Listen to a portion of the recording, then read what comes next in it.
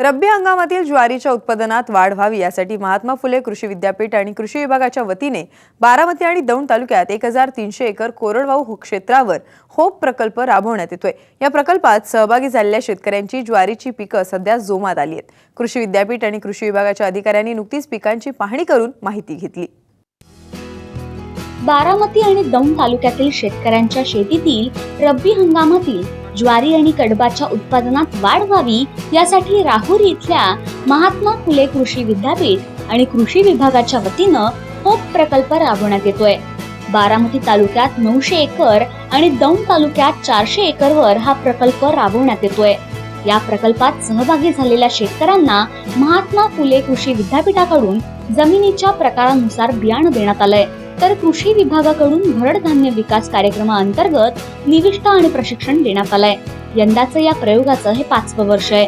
या प्रकल्पात पंचसूत्री पद्धत अवलंब केल्यानंतर ज्वारीच्या उत्पादनात वाढ होतीये। हा प्रयोग प्रभावीपणे राबवण्यासाठी कृषी विभाग पेरणी ते काढणीपर्यंत शेतकऱ्यांना मार्गदर्शन करतंय।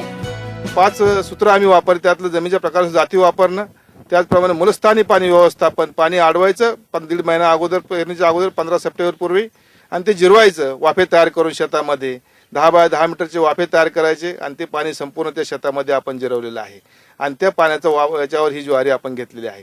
त्यामुळे आपलं 30 ते 35% उत्पन्न मूलस्थानी पाणी व्यवस्थापन वाढतं। जाती वापरल्यामुळे जमिनीच्या प्रकारानुसार त्या 25% उत्पन्न वाढतं, 55% उत्पन्न ह्या दोन याच्यामध्ये पंचसूत्रीमधल्या ह्या 2 फॅक्टरमुळे वाढतं। आणि नंतर तिसरं की पेरणीनंतरचं पाणी व्यवस्थापन, कारण हे संपूर्ण ज्वारी महाराष्ट्रातली कोरडवाहू आहे, त्यापैकी फक्त 2% ज्वारी ही बागायतामध्ये घेतली जाते, 98% ज्वारी ही आपली कोरडवाहूमध्ये घेतली जाते। 4 वर्षे रिझल्ट आपल्या हातामध्ये आले। सर्व शेतकऱ्यांनी काही 100% सगळे सूत्र वापरले नाहीत, काहींना 2 वापरले, काहींना 1 वापरलं, काहींना 4 वापरले, कोणी 5 वापरले। पण या ठिकाणी ज्यांनी वापरले त्याला उत्पादन चांगलं मिळालं आणि सरासरी जर बघितली 16,100 शेतकऱ्याची 16,100 एकरवर, तर या ठिकाणी 40% धान्य उत्पादनात वाढ झालेली आढळून आली आणि 35% कडबा उत्पादन वाढ झालेली आहे। हे आपलं प्रयोगांती सिद्ध झालेलं आहे आणि त्यामुळे या टेक्नॉलॉजीमध्ये आपण जिरायतामध्ये आपण हे ज्वारीचं आता हे जिरायतामधले एक गरीब शेतकऱ्याचं पीक न राहताना आपल्याला शाश्वत पैसे देणारं एक असं कॅश क्रॉप आपण त्याकडे बघितलं आणि हे तंत्रज्ञान जर वापरलं निश्चितपणे या ठिकाणी शेतकऱ्याला जास्त पैसा मिळू शकतो। भरड धान्य योजनेच्या माध्यमातून आपण या शेतकऱ्यांना जे काही निविष्ठा आहेत, मग त्याच्यामध्ये PSB असेल, अझोटोबॅक्टर असेल, झिंक सल्फेट आहे, फेरस सल्फेट आहे, युरिया आहे आणि 20-20-0 आहे, त्याचबरोबर एक औषध सुद्धा आहे। या निविष्ठा आपण या भरडधान्य योजनेच्या माध्यमातून दिल्या आणि असा संयुक्त कार्यक्रम, मग यामध्ये महात्मा फुले कृषी विद्यापीठ आणि कृषी विभाग असा संयुक्त कार्यक्रम आपण यामध्ये घेतलेला आहे। हा कार्यक्रम घेत असताना जे विद्यापीठाचे नवीन वाहन आहेत त्या वाहनांचं आपण बीजोत्पादन सुद्धा याच्यामध्ये घेतलेलं आहे। जोगोडीमध्ये आपण फुले अनुराधाचं बीजोत्पादनाचा कार्यक्रम घेतलेला आहे।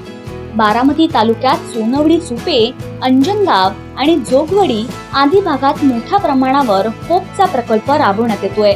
होप प्रकल्पात सहभागी झाल्यामुळे ज्वारी आणि कडबाच्या उत्पादनात शेतकऱ्यांना वाढ दिसू लागली आहे, त्यामुळे शेतकरीही सुखावले आहेत। मागं जे आम्ही वाण घेत होतो किंवा घरचे, त्याच्यामुळे आम्हाला उत्पन्न काही मिळत नव्हतं, पण आम्ही आता ही सुचित्रा म्हणून जात आली, आम्ही कोरडवाहूला घेतलेली, तर त्याच्यामध्ये आम्हाला असं दिसून आलंय की कडबा बी वाढला, ज्वारी सुद्धा 100% वाढल्यासारखे आम्हाला वाटू लागलं। आमचं समाधान आहे याच्यामध्ये।